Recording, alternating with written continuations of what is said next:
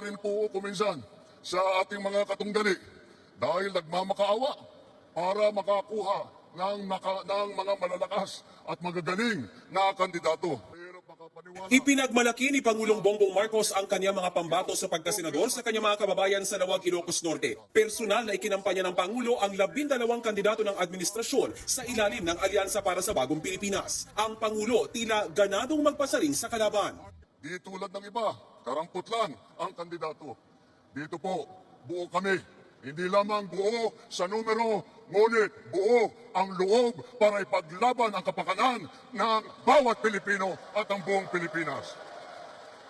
Nagtataka nga ako, parang yung mga iba na naging kandidato, nag-deliver lang yata ng suka, nabigyan na ng certificate of candidacy. Pagmamalaki pa ng Pangulo, maganda ang record ng kanilang senatorial candidates, hindi gaya ng iba. Wala sa kanila ang may bahid ng dugo dahil sa tukhang. Wala sa kanilang kasabwat sa pagbulsa ng sako-sakong pera, pinagsamantalahan ang krisis ng pandemya, pinabayaan ang ating mga kababayan na magkasakit at mamatay. Wala rin daw sa mga admin bet ang pumapalakpak sa China sa gitna ng pangangagaw sa ating mga isla. Wala sa kanila ang mga pumapalakpak sa China at natutuwa pa kapag tayo ay binobomba ng tubig.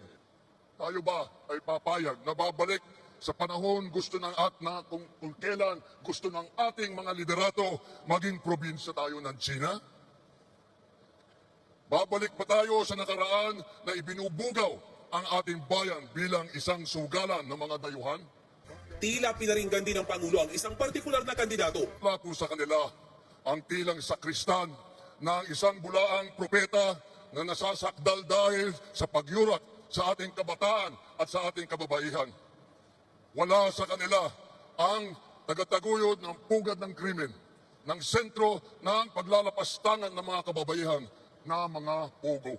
Matapos magsalita ng mga kandidato, itinaas mismo ni PBBM ang kanilang mga kamay. Ang kapatid niya si Senator Amy Marcos na hindi tumalon ng proklamasyon, pusang lumapit sa Pangulo at nagtaasan din sila ng kamay sa campaign rally.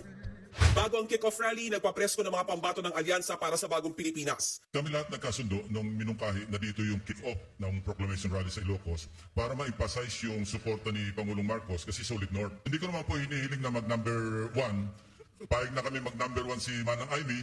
Kung pwede po kami lahat number 2. Salamat po. Karamihan sa mga pambato ng administrasyon, pasok sa top 12 ng mga survey. Pwera lang kina Senador Francis Tolentino at Benher Abalos. Kung kailangan po hilain yung iba, we have to do that. Kailangan po itulak yung iba, pataas. We have to do that. It's a coalition. It's a force, but we need to be united. I pray every night that all the 12 na binanggit na Pangulo ay makasama. Honestly, I pray to God. Malaking tulong daw ang pag-endorso ng Pangulo. Mabigat ang endorsement ng Presidente. And then yung mga iba't ibang mga regional areas na makakatulong talaga eh. So talagang ang laki ng chance. Tikom naman ang bibig ng ilan sa impeachment trial ni Vice President Sara Duterte dahil kailangan daw muna nilang manalo bago magkomento. Mula rito sa Lawag City, Ilocos Norte, nagbabalik